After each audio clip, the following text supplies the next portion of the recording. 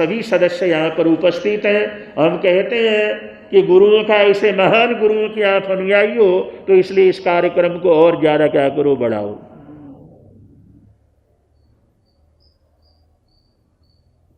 तो गुरु महाराज का जीवन, श्री फूलचंद जी महाराज साहब का जीवन परम कल्याणकारी जीवन था, सेवाभावी जीवन था, परोपकारी जीवन था, और गरीबों के लिए तो मसीहा थे और मोक्षगामी आत्मा थे। बड़ा ही भद्रिक उनका जीवन था।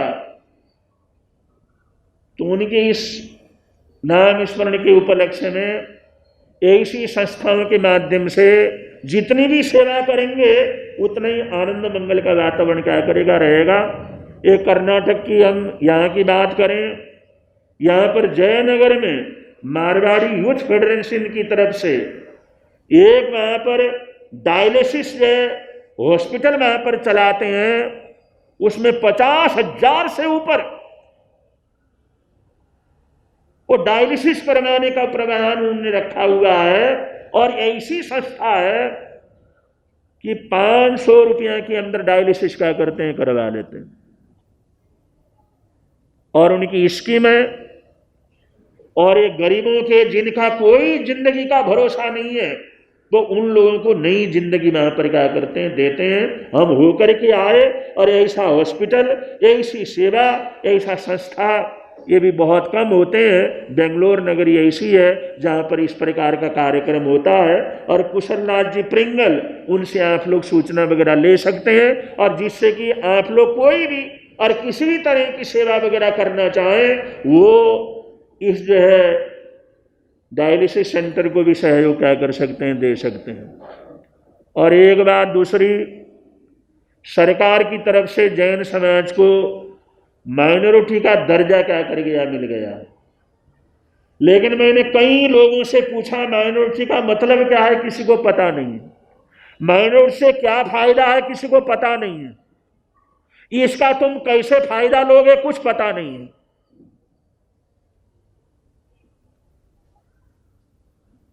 ये बहुत बड़े फायदेमंद की चीज है। और उसके लिए यहां पर मानव सेवा परिषद की तरफ से एक काउंटर लगा हुआ, सामने बोर्ड लगा हुआ, काउंटर लगा हुआ है। माइनॉरिटी का फायदा लेने के लिए माइनॉरिटी है इसका सर्टिफिकेट अपने पास होना जरूरी है, वरना क्या पता लगे कोई माइनॉरिटी में है या नहीं है। और अमीर लोग न लें, धनवान लोग न लें, तो कम से कम अपने समाज के जो सामान्य तबके के लोग हैं, लड़के लड़कियां हैं, पढ़ने वाले हैं, गरीब हैं, उन सभी लोगों को तो हर हालात के अंदर मैरिट का ये सर्टिफिकेट क्या करना चाहिए, ले लेना चाहिए।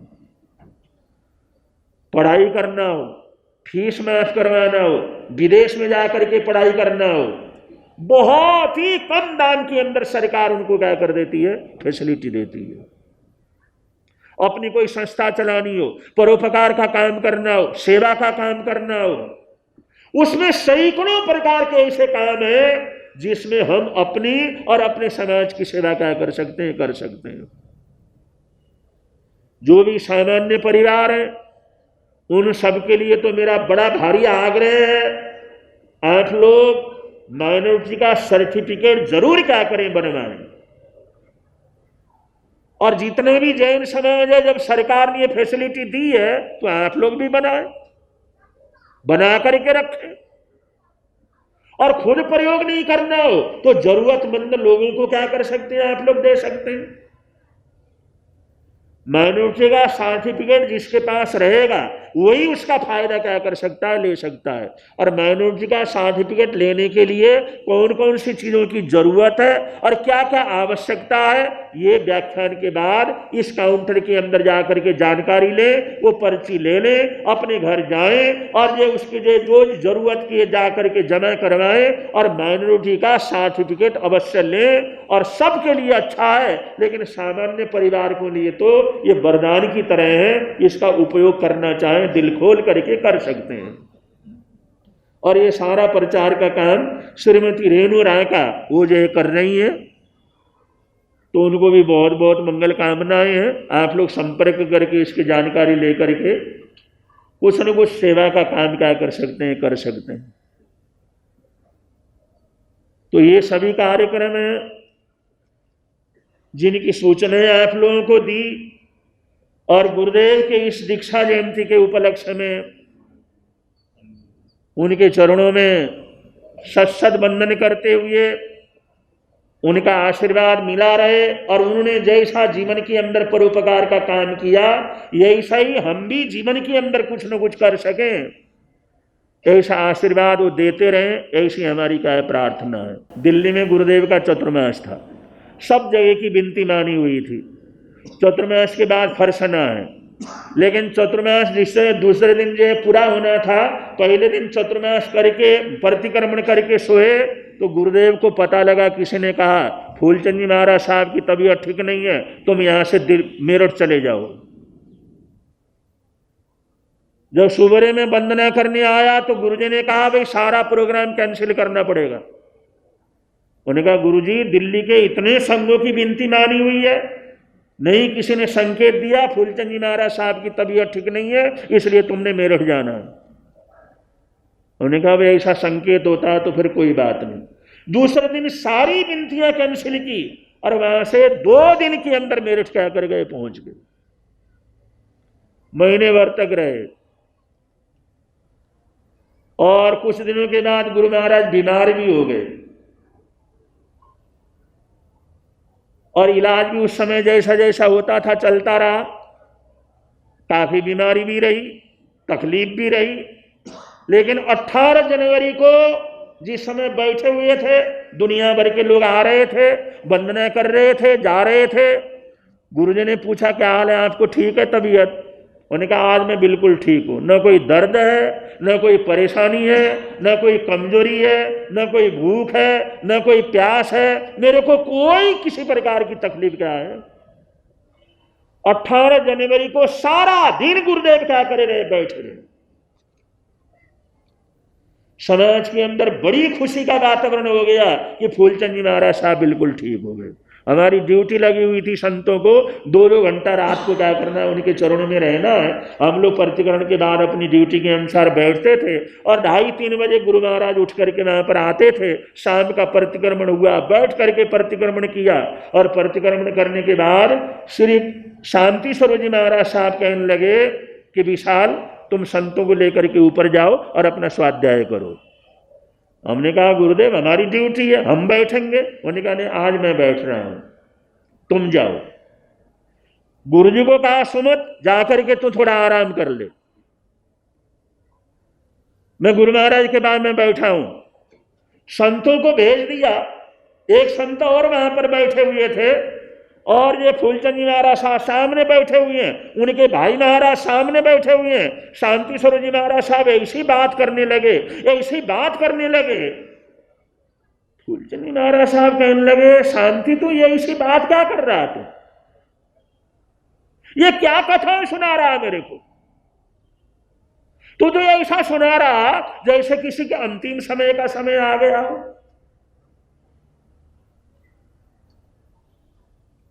तो शांति स्वरूप महाराज साहब कहने लगे समय तो आता ही है ना, समय तो सबका ही आता है, इसका मतलब मेरा भी समय आ गया क्या?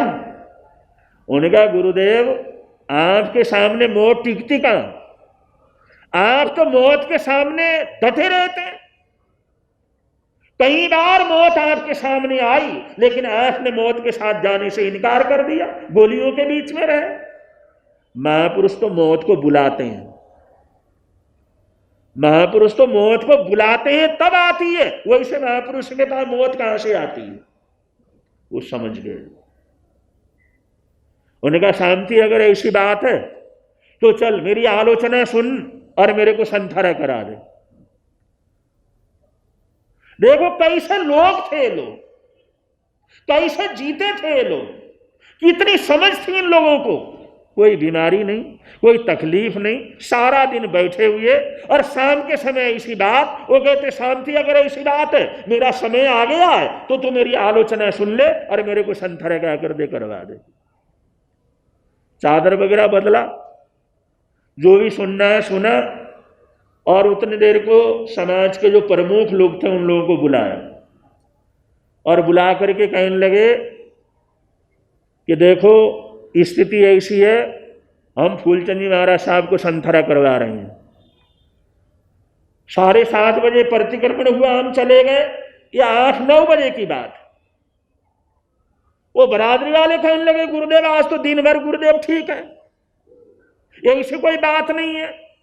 उन्होंने कहा तुम्हारे लिए हमने बहस करने के लिए नहीं बुलाया, चर्चा करने के लिए नहीं बुलाया, हम सिर्फ सूचना देने के लिए बुलाया है कि महाराज साहब को संथरा करवा रहे हैं, साक्षी के रूप में, बहस के लिए नहीं बुलाया। सब हाथ जोड़ करके वहां पर खड़े हो गए। 9:30 बजे उन्होंने 9:30 बजे श्री शांति स्वरूप जी महाराज साहब ने वो बैठे हुए अपने बड़े भाई साहब उनको संथरा क्या कर दिया, आजीवन संथरा का पचखान करवा दिया।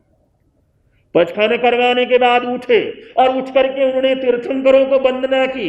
वंदना करके वो संथरा स्वीकार करके वो आसन के ऊपर क्या करके लेट गए। मैं सुना रहा हूं साधक कैसे होते हैं, साधना कैसी होती है।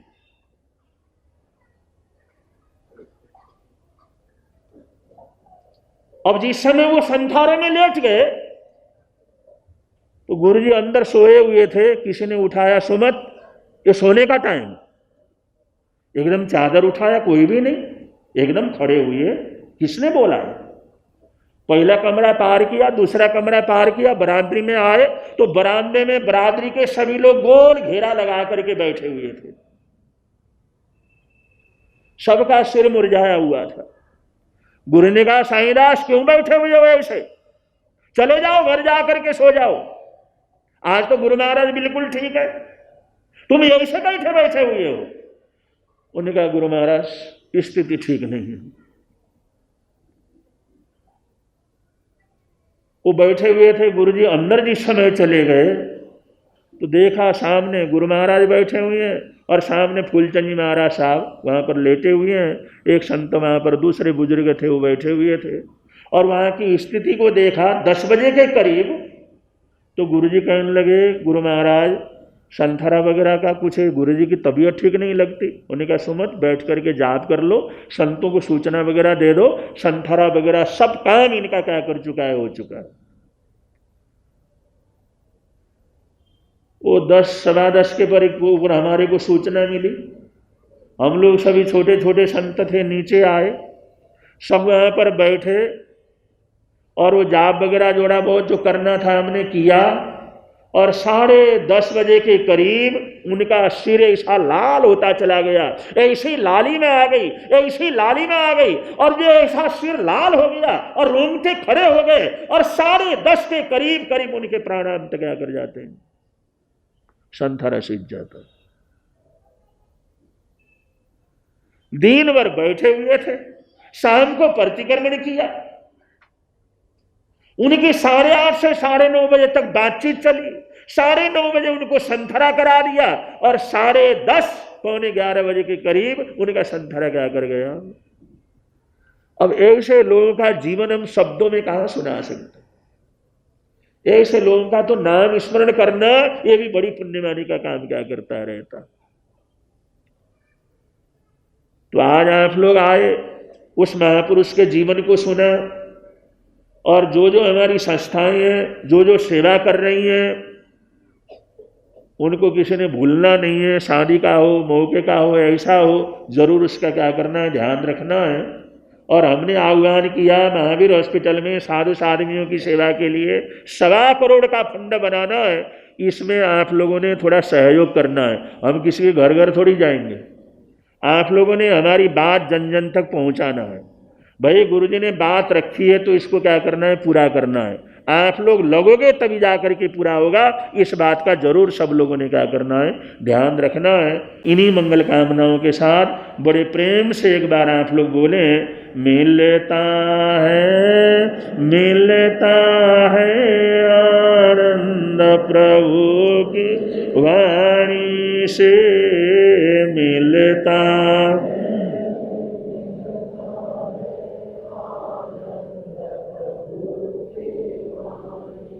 धर्म है लगता प्यारा प्यारा, धर्म है लगता पापों की वह बहती धारा, पापों की वह बहती हो जाती है बंद प्रभु की वाणी से, हो जाती है बंद प्रभु की वाणी से। मिलता है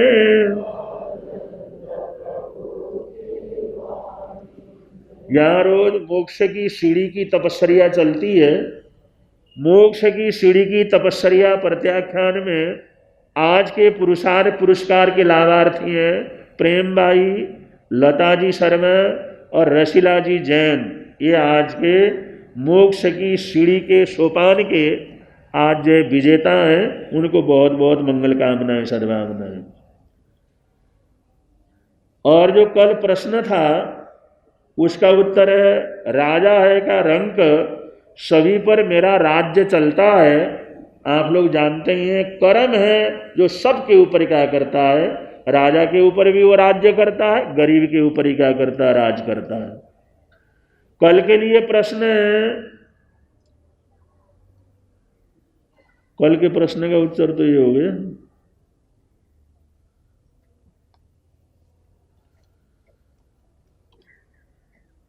और आज का अगर वैसे तो पचखान हो चुके हैं, लेकिन एकासने की भी आपकी काफी संख्या में 125 से ऊपर एकासने की तपस्या हो चुकी है। उन सबको बहुत बहुत मंगल कामनाएं, सद्भावनाएं हैं, सबको साता रहे।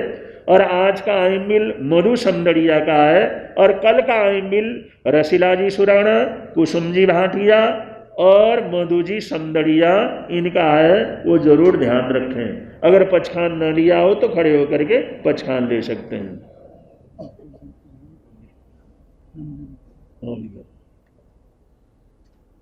और कल के लिए जो प्रश्न है, नाग श्री का जीव किस सती के नाम से प्रसिद्ध है? नाग श्री का जीव किस सती के नाम से प्रसिद्ध है? ये कल का प्रश्न है। जिसको आता है तो लोग करके ला करके रख देना।